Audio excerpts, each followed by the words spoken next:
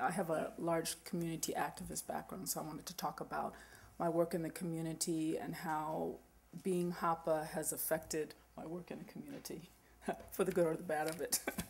um, a lot of my early activist experience was within the feminist movement of the late 1970s. I was involved, and that was back in the Midwest, lot of that in St. Louis. And so when I moved to California for graduate school, it was quite an eye-opening experience because all of a sudden that what are you question that I think all of us have experienced so many times it became really clear to me for the first time that it was a question asked from other Hapas as well. So it was like all of a sudden I'm in a land of Hapas, and there's a lot of people that are just like me, and then we start sharing experiences, and so it was an eye-opening experience for me. But I did continue my activist work, moving more into work in the mainstream community, working on API issues, and then later on and currently in the API community.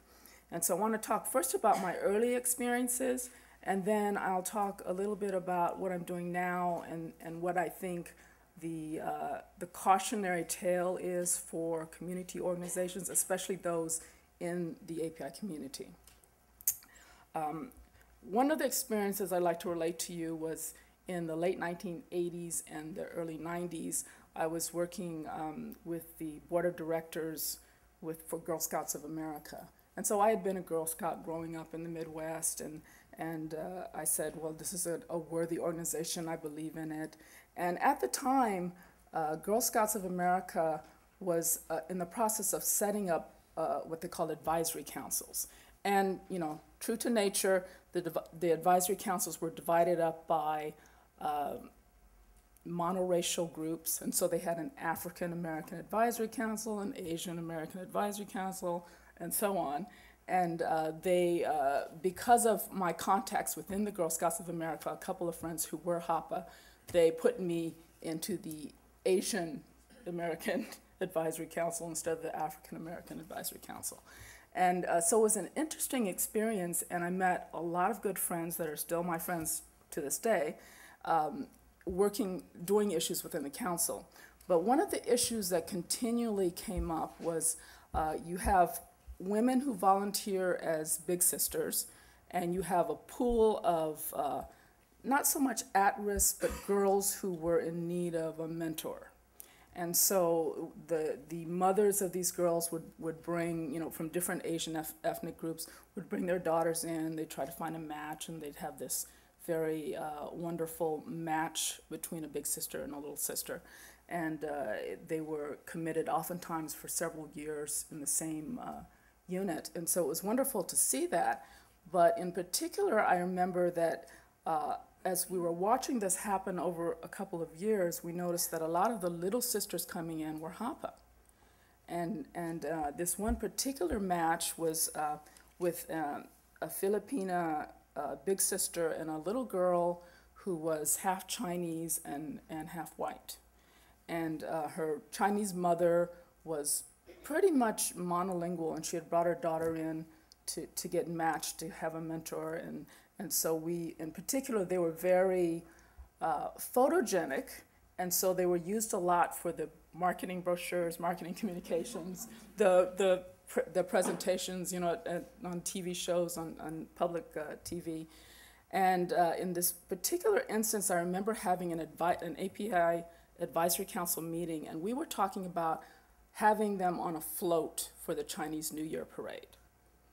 And the discussion, and I was on the only Hapa on the Advisory Council, and the discussions sort of went dark because the issue was she didn't look Chinese enough. The little girl didn't look Chinese enough to be in the Chinese New Year parade, of course. And so this whole dialogue opened that created a lot of tension, and it was later resolved, and she was in the Chinese New Year parade, but it created the tension in the council that I thought was pretty amazing, considering that this is a somewhat enlightened population. And of course, again, I had to become the voice pushing this issue and saying, no, I said, what are you saying? I said, I'm on the council. You know, this girl is coming, her mother is Chinese. Her mother doesn't even speak English. And so I just remember how difficult it was and how you have to work through these processes. So at a place where I thought, okay, this could never happen, or it shouldn't happen, and there was the issue again. So it's like I can't get away from it no matter where I go.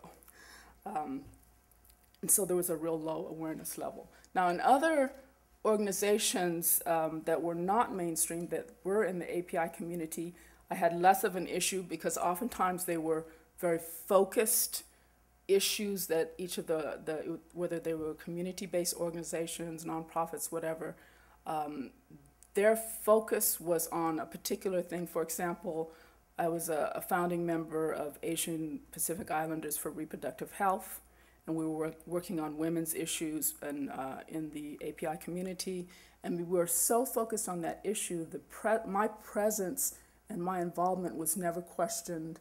It was very open dialogue, so that was a unique experience. But always, or usually, I was the only Hapa involved, and so, but I never felt tension in that respect.